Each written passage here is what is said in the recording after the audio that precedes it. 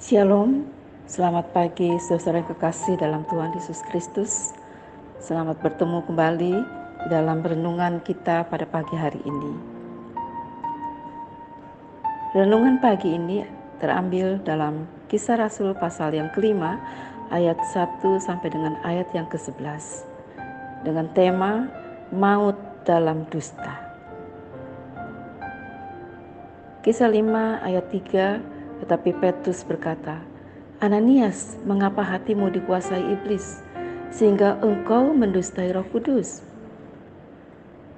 Saudara sekalian, sebagai manusia, saudara, pastinya pernah berbuat salah dalam hidup ini. Entah salah yang berakibat fatal atau kesalahan yang kita sebut biasa-biasa saja. Sebelum kita mengenal kebenaran, pasti kita beranggapan bahwa ada dosa kecil dan dosa besar, atau berbohong untuk kebaikan itu tidak apa-apa.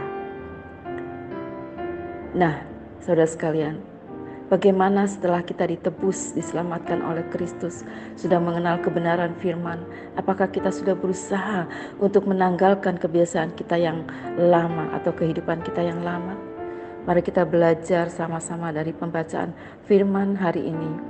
Apa akibatnya orang yang sudah diselamatkan, sudah mengenal kebenaran, tetapi masih melakukan kebiasaan lama, yaitu dusta. Ayat 1 sampai dengan ayat yang kedua, di sini Ananias dan Safira tentunya bukan jemaat biasa. Mereka adalah pelayan-pelayan Tuhan pastinya.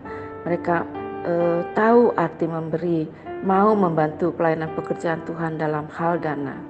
Mereka tahu dan mengerti apa itu pemberian, apa itu membantu pekerjaan Tuhan. Tetapi mengapa dalam hal ini masih ada ketidakjujuran dalam memberikan persembahan kepada Tuhan? Bukankah pada waktu tanah itu belum dijual adalah kepunyaan mereka, kepunyaan Ananias dan Safira, dan sesudah dijual pun ada dalam kuasa mereka? Mengapa mereka bersepakat dalam kebohongan, mendustai Roh Kudus?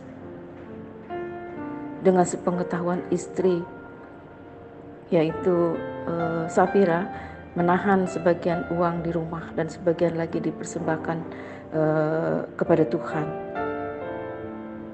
Di sini sebenarnya mereka tidak tulus dalam hal persembahan atau memberikan persembahan kepada Tuhan.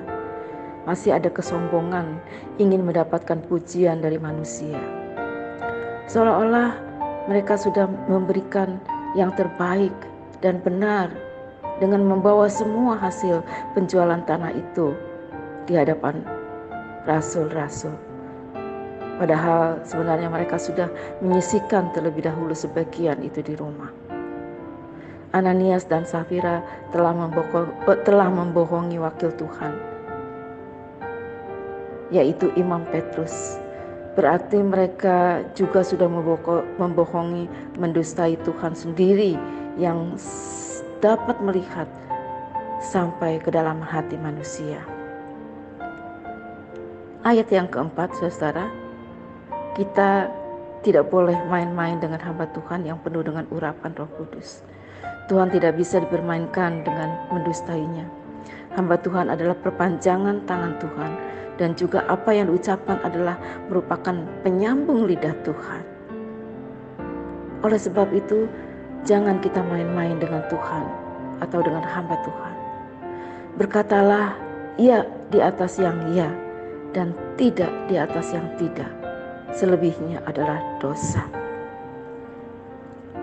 Ayat 5-9, akibat tidak taat akan firman, tidak berjalan dalam kebenaran Tuhan, tidak mau dipimpin oleh Roh Kudus, akibatnya bisa fatal, saudara. Dan pada akhirnya dari pembacaan kita pada pagi hari ini adalah Ananias akhirnya mati, dan Safira pun menyusul akhirnya mati juga.